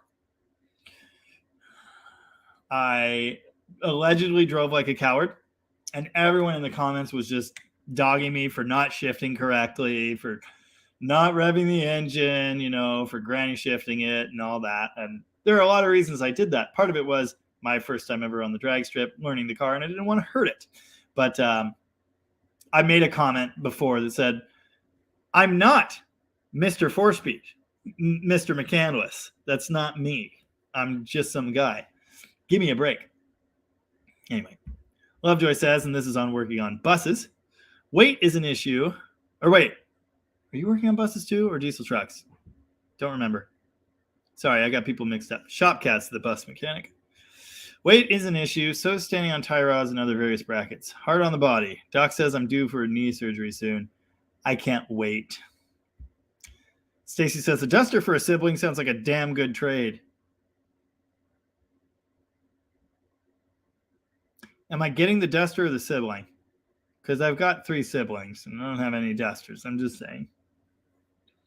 Actually, I basically gave my brother his first car, which was, ironically enough, a duster. I made him pay for all the parts I bought for it, but I gave him the car. He had that for a long time, racked up a ton of miles on it. It went to New York and back. It went to Utah and back. It didn't go to Florida. Our Prius went to Florida. But anyway, that's another story altogether. Shopcat says they've been in his knee, left knee twice, right's not much better. I'm done with them until they can give me robot knees. My mom's about to get robot knees. She was supposed to go in like 2 weeks ago, and they bumped her date because the hospital was full. Surprise! So she goes in this coming Friday, I believe, to get her first knee replaced. I'm not looking forward to that shit, but I think it's probably in my future. Not all the time, but some of the time my knees are not happy about life. Oh yeah, I remember you bitching about the foot. Yeah, I dropped a friggin' control arm on it and it hurt. I lost a toenail and it hurt. Still not back to normal. And I think like sometimes I bump it into something and then it hurts all over again. So I probably should have gone and seen a doctor, but I didn't. Dan says, get titanium knee goodies. They bond to the bone. Really? Used to inspect them. Shopcat says, slept like a baby equals. Yeah, that.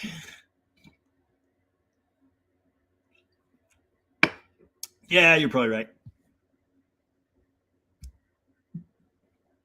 We have ISL 9s in buses, but in my shop, we don't do heavy engine work.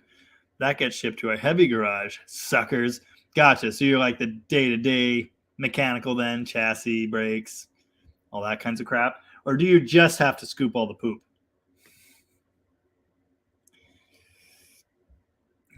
Lovejoy says LSL 9s are nice engines. We work on them in medium-duty trucks a lot. I actually don't know what an LSL 9 is. So I'm going to look it up. Oh, Cummins. Duh. Of course. ISL. Yeah, Yeah, don't listen. ISL9. Like ISB, ISC, ISX, ISL9. 2013. Basically, the bigger, newer, fancier Cummins. Not new. Yeah, I don't really know a bunch about the big ones. I mean, they're like the small ones, but big. And that's all I know. Like I said, the stuff's heavy enough on the 12 valve and the 24 valve. Like, I can't even imagine. But, of course, if you're a truck shop mechanic, you probably have a crane and a forklift and other tools that make that job possible. Not bad, if only they didn't have so much emissions. Yeah, that's what I was assuming, seeing how new that engine is. It must be horribly emissions laden. Around here, it seems to be mostly older engines, older trucks still on the road. I was just hearing or reading, don't remember, about California forcing truckers there to update to newer engines with modern emissions and that sort of thing. Of course, my friend was freaking out because he thought they meant Cummins pickups. No, they mean the big ones.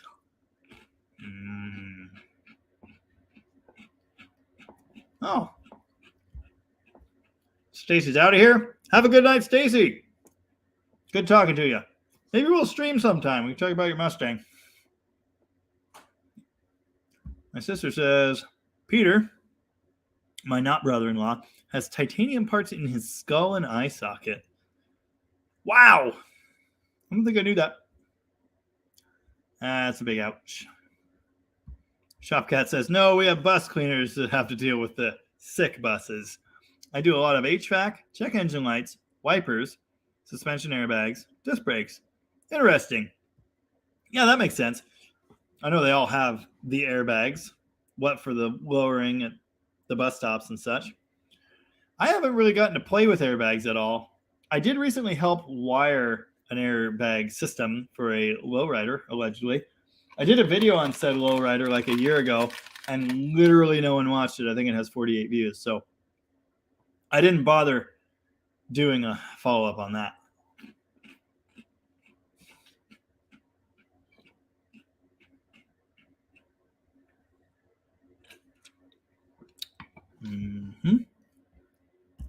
Stacy's up for it. And whoever asked before, who was that? I should take notes. Dang it. All right. Well, I guess I have to set up an application process. Oh, I'm going to set up a new email too. It's going to be, I don't know, jamie@deaddodgegarage.com. Don't email it yet. I'm not there, but I will be.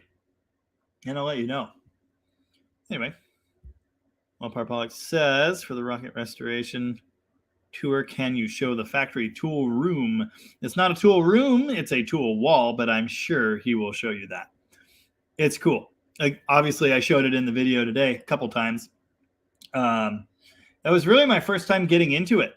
I knew it was there. Okay, factory tools, cool. I don't need factory tools. I got 50 grand in Snap-on bullshit. Well, the factory tools are amazing, and everything is in there. And, you know, for years, obviously, I've been reading through the repair manuals and, get tool this and that, and then do this. And it's like, well, I don't know what tool number 3679 is. What is that? It's in one of those boxes. It's amazing. And they released them every year. So like 65 is when the slip yoke transmission came out. So 65 is where you find the seal tool for the rear seal on those transmissions. And it's where you find the driver for the tail shaft bushing. So anyway, it's just neat. I'm sure he will show us some of that. I should probably do a video just on the factory tools. Now that I'm learning about them, you know, I almost feel qualified to do that. The 4-speed video is a little different in that I didn't really know everything about it going in. I knew some stuff, but it was a learning experience for me. But I did a video anyway. Usually I don't want to do a video on something I don't know. Does that make sense? Like, there are C-bodies, cool C-bodies all around Rocket. And I haven't done a video on those yet because I haven't quite gone in depth. I don't quite know enough about them yet. So I'll get there. But anyway, yeah, now that I'm learning about the factory tools, I'd really like to do a video on those. But I'm sure Tom would be willing to show us. Speaking of which, Tom says he's putting the kids to bed. Have a good night, and I'll see you on Tuesday. Lovejoy says Detroit DD5 and DD8 don't have DEF systems, just SCI reducers. Less crap to deal with, but also weak compared to the Cummins counterparts. I don't know this big engine stuff. I just don't. Dan said that he's got titanium too because he was T-boned by a drunk. Wow. That's crazy. My sister's not husband had a snowboarding accident when he was 17. You know, he might have told me that before, but I'm just bad at things. I'm almost done with my snacks.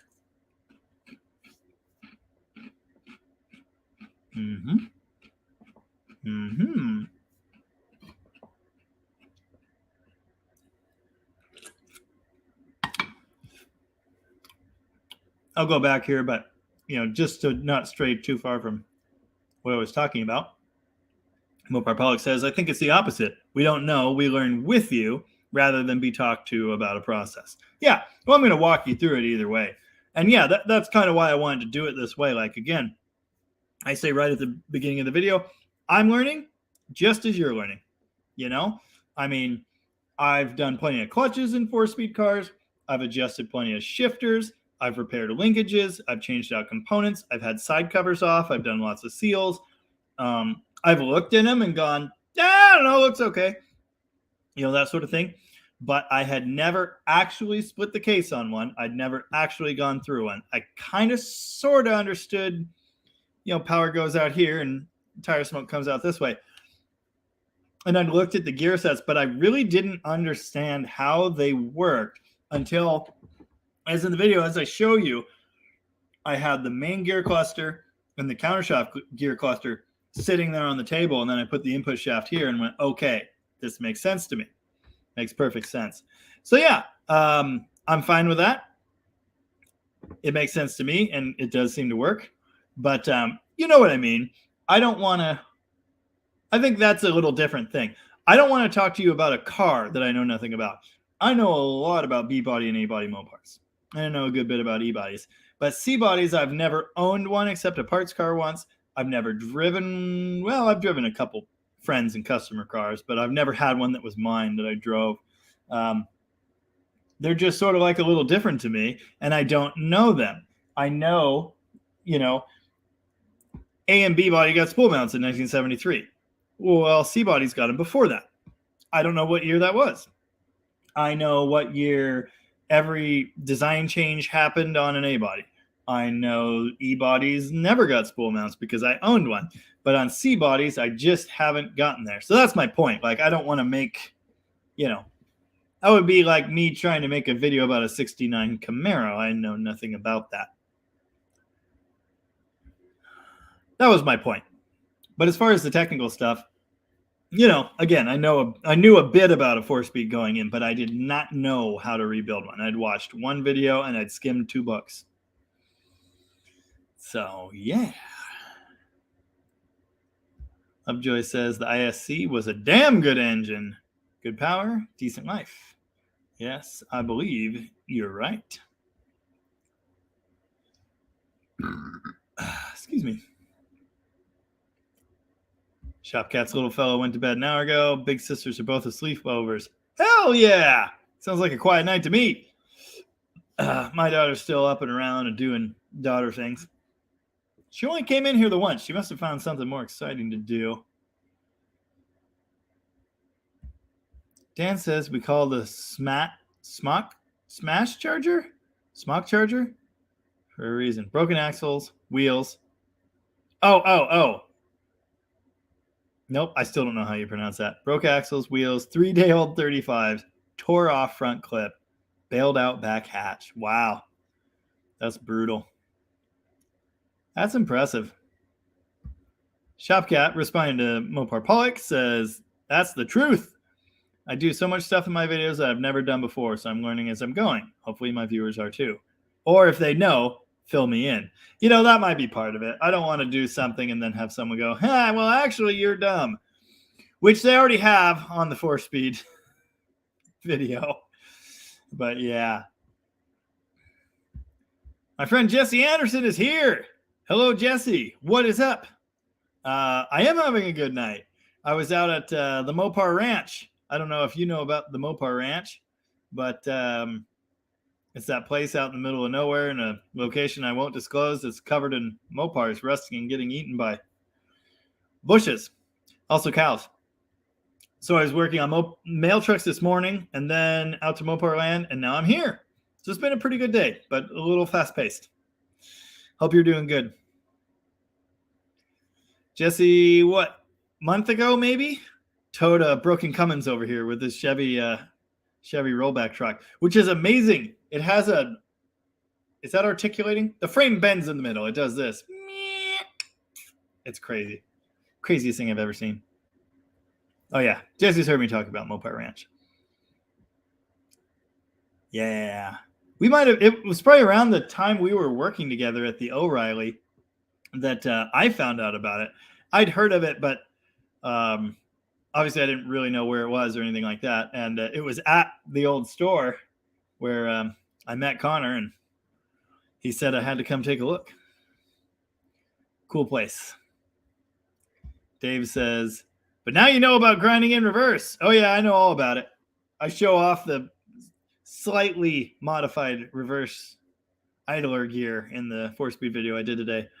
Yeah, I didn't talk about clutch or bearing drag issues in the video. I was talking about like internal issues, like places to look and things like that. I could probably do an entire other video about diagnosing weird problems like the one you had, but I'm going to wait. I need to get a little more learned on the various failures and such. Anyway, Dan typoed at least twice, so clearly he's playing the Dead Dodge Garage drinking game, and then says that's why we call it the Smash Charger. Gotcha. Smash Charger.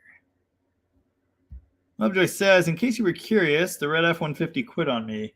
Crank's too slow to start. I suspect the starter, but the recent 10.5 inches of snow we've got is discouraging me from looking into it further. Hard to blame you there. God, Ford starters are just the worst. Just the worst.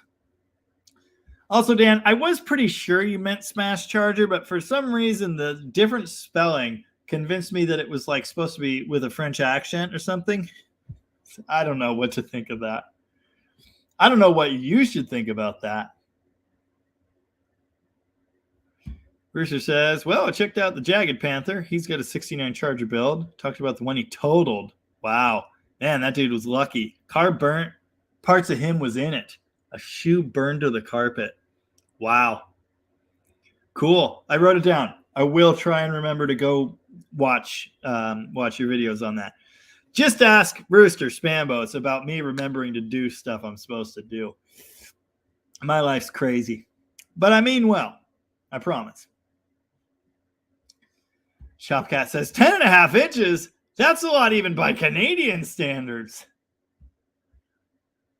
Mike here says you should research Herb McCandless. Amazing story. Yeah, again, I know his name. I don't know very much about him, and you're totally right. I think I need to do that. I did write down that other channel. Was it DRB? Drag Racing? Something like that. Drag Racing. Oh, Drag Boss Garage. DBG, excuse me. Drag Boss Garage, who apparently has videos on him. So I reckon I'm going to check that out. Like I say, I'd love to know more about him and about other period drag racing heroes. I mean, I know there were a lot of them. And the ones that were driving Mopars especially interest me. Lovejoy says all that snow was a freak storm. -20 with the windshield. Did I already say fuck that? I'm pretty sure I did, but just in case, we aren't clear on that. Fuck that. Well, folks, I'm getting right to the end of the comments. Conveniently right at 2 hours, so I reckon it's probably about time to go eat something. The peanut butter crackers helped, but I could eat. And if you pick up on that Archer reference, you're my people.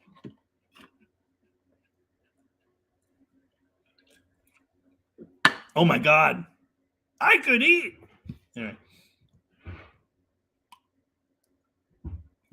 Jagged Panther also has cool RC plane stuff. Nice. Actually have an RC plane right there. Right? Yep. Right there. Now, I've never been an RC guy. My friend gave me that plane. I shit you not, because he was afraid to crash it. But he's fine with me crashing it. He gave it to me. Brand new controller in a box. Brand new plane. Like, just a couple things need finished up. Anyway, I'm excited to try it out. I'm excited to crash it into a tree or a slough, because that's probably what will happen. Oh, Shopcat and Lovejoy talking about the horrible snow situation. And it does sound horrible. Dan says good night. Good night, Dan. I'll see you next week.